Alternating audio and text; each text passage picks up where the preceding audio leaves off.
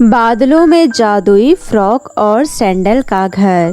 एक गांव में सुनैना और सोनाक्षी नाम की दो बहनें अपनी मौसी के साथ रहती थी। क्योंकि बहुत समय पहले उनके माता पिता का कार एक्सीडेंट में देहांत हो गया था, इसलिए वो अपनी मौसी के साथ रहती थी। उनकी मौसी का नाम उर्मिला था, जो दोनों बहनों पर बहुत अत्याचार करती थी। उनकी मौसी की कोई संतान नहीं थी, फिर भी वो दोनों बहनों पर बहुत जुल्म किया करती। एक दिन, बहुत दिन हो गए हैं तुम दोनों को हराम का खाते खाते। अब से तुम दोनों बहनें मेरे घर का सारा काम करोगी। सुनैना, तुम घर में झाड़ू पोछा, खाना बनाना और बर्तन धोने का काम करोगी। और तू सोनाक्षी, तू मेरे साथ दूसरों के घरों में झाड़ू पोछा का काम करने जाया करेगी। ऐसे ही दिन बीत रहे थे।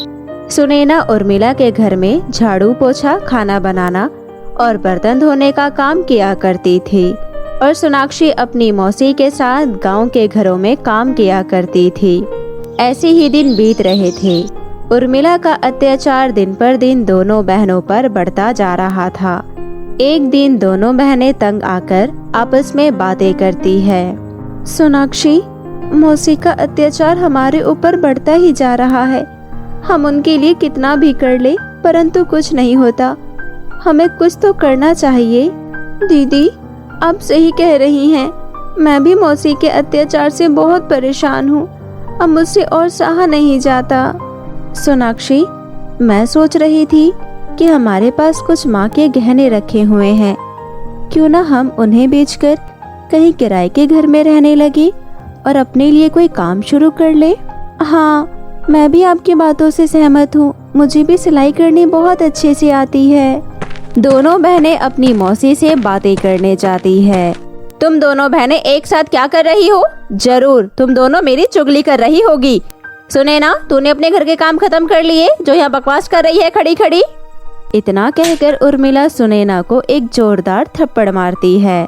ये देखकर सोनाक्षी कहती है, बस बहुत हुआ मौसी जी, अब हम आपका और अत्याचार नहीं सहेंगे। तुम दोनों बहनों की जुबान बहुत चलने लगी है। मैं तुम दोनों बहनों को अब एक और पल देखना नहीं चाहती। चुपचाप मेरा ये घर खाली कर दो। मौसी जी, हम भी आपको यही कहने आए थे। हम ये घर खाली कर रहे हैं। हम और आपके साथ नहीं रह सकते। इतना कहकर अपनी मौसी का घर खाली कर देती है और वहां से अपनी माँ के जेवर लेकर सुनार की दुकान पर बेच देते हैं। गहने बेचकर उन्हें जो भी पैसे मिलते हैं उनसे घर खरीद लेते हैं और एक फ्रॉक की दुकान खोल लेते हैं। दोनों बहनें दुकान पर बैठकर अच्छे अच्छे फ्रॉक की सिलाई करती। सुनैना छोटी बहन सोनाक्षी का एक स्कूल में एडमिशन करा देती है और सोनाक्षी स्कूल जाने लगती है और मन लगाकर पढ़ाई करती है। ऐसे ही दिन निकल रहे थे। फिर एक दिन सोनाक्षी अपनी दुकान पर सुनैना के पास आकर कहती है, दीदी, स्कूल की टीचर मुझसे फीस मांग रही थी। सोनाक्षी, बहन, तुम्हें तो पता ही है, जब से हमने ये दुकान खोली है हमारा एक भी फ्रॉक नहीं बिकी है। जैसे ही हमारा एक भी फ्रॉक बिकता है वैसे ही मैं तुम्हारे स्कूल की फीस भर दूंगी। सुनैना की दुकान पर एक दिन एक लड़की फ्रॉक खरीदने आती है। ये फ्रॉक कितने की है? कितने की है ये फ्रॉक? क्या ये तुम बनाती हो? हाँ जी मैडम जी, ये फ्रॉक मैं और मेरी छोटी बहन खुद बनाते हैं और ये फ्रॉक सिर्फ 3000 रुपए की है। सिर्फ 3000 रुपए? ये तो बहुत सस्ती सी फ्रॉक है। मेरे लिए ये फ्रॉक पैक कर दो। सुनैना वो फ्रॉक उसके लिए पैक कर देती है। फ्रॉक लेने के लिए आपका बहुत बहुत शुक्रिया। हमारी दुकान पर कृपया जरूर आइएगा। ऐसे ही सुनैना की दुकान पर फ्रॉक लेने के लिए कस्टमर आते रहते और उन दोनों बहनों की दुकान चलने लगती है। सुनैना अपनी बहन सोनाक्षी के स्कूल की फीस भर देती है और सोनाक्षी स्कूल में मन लगाकर पढ़ने लगती है। एक दिन सुनैना की दुकान पर एक महिला आती है। सुनो, मैंने तुम्हारी दुकान के बारे में बहुत सुना है। वाकई में तुम्हारी दुकान पर बहुत सुंदर सुंदर फ्रॉक हैं। मुझे कुछ फ्रॉक की आवश्यकता है। क्या तुम मेरे लिए 100 फ्रॉक बना दोगी? हाँ हाँ, जरूर मैडम, हम आपका ये ऑर्डर समय पर पूरा कर देंगे। परंतु याद रहे, मुझे ये 100 फ्रॉक बहुत जल्द चाहिए। हम आपके फ्रॉक का ऑर्डर समय से पहले ही पूरा कर देंगे। आप निश्चिंत रहिए। ठीक है, ये लो, मैं फ्रॉक के ऑर्डर के कुछ पैसे एडवांस में देती हूँ। सुनैना का काम बहुत अच्छे से चलने लगता है। ये सब जब उसकी मौसी को पता चलता है तो वो कुछ न कुछ करने की सोचती है। एक दिन सुनैना अपनी दुकान में ताला लगाकर अपने घर चली जाती है। उसके घर जाते ही उर्मिला मौका देखती ही उसकी दुकान में आग लगा देती है और दबे पांव वहां से निकल जाती है। आग लगते ही वहां के लोग दुकान के पास इकट्ठा हो जाते हैं। उनमें से एक कोई सुनैना को फोन करके दुकान की खबर देता है। सुनैना और सोनाक्षी दोनों बहनें दुकान पर आ जाती है। दुकान को जलता देख दोनों बहनें बहुत उदास हो जाती है।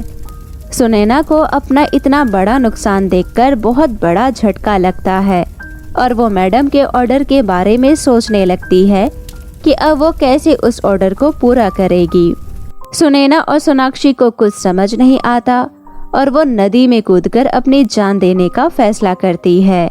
वो दोनों बहनें नदी के पास जाती है और जैसे ही वो नदी में कूदने की कोशिश करती है तभी उन्हें एक परी बचा लेती है। अरे, ये तुम दोनों बहनें क्या करने जा रही थी? तुम दोनों बहनें अपने जीवन से हार नहीं मान सकती। तुम दोनों बहनों ने बहुत ही मुश्किलों से अपनी जिंदगी में इतनी बड़ी सफलता पाई है और तुम दोनों बहनें अपनी जान देने की सोच रही थी। परी जी, आप नहीं जानते कि हमारे साथ क्या क्या हुआ है।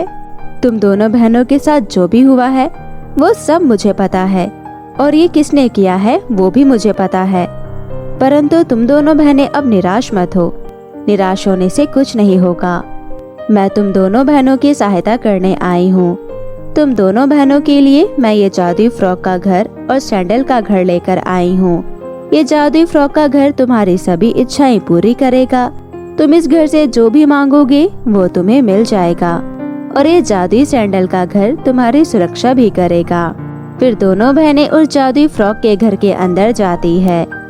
अंदर जाकर देखती है कि फ्रॉक के घर में बहुत सारा सोना चांदी और खाने पीने का स्वादिष्ट खाना है और ढेर सारे सुंदर सुंदर फ्रॉक भी है। ये सब देखकर सुनैना बहुत खुश होती है और वो दोबारा से अपने फ्रॉक की दुकान शुरू कर देती है। वो मैडम से लिया हुआ ऑर्डर भी पूरा कर देती है, जिसके बदले मैडम उसे बहुत सारे रुपए देती है। उन रुपयों की मदद से सुनैना अपनी दुकान में फ्रॉक की अच्छी अच्छी कलेक्शन बनाती है और उसकी दुकान पूरे गांव में मशहूर हो जाता है। उसके बाद अब उन दोनों बहनों की सुरक्षा के लिए सैंडल का घर हमेशा तैयार रहता है और उन दोनों बहनों को कभी भी किसी भी चीज की कमी नहीं होने देता और हर एक नुकसान से उनको बचाता है। इसी तरह दोनों बहनें उस फ्रॉक के घर में हंसी खुशी से रहने लगती है। तो मेरे प्यारे दोस्तों, कैसी लगी आपको मेरी ये कहानी? मुझे कमेंट करके ज़रूर बताएं और इसे अपने दोस्तों के साथ भी शेयर करें। और हाँ दोस्तों, अगर आपने अब तक मेरे चैनल को सब्सक्राइब नहीं किया है तो प्लीज़ जल्दी से नीचे लाल बटन दबाकर अभी कर ले। तो मिलती हूँ आपसे फिर किसी नई कहानी के साथ। तब तक के लिए आप अपना ध्यान रखें। बाय बाय दोस्तों।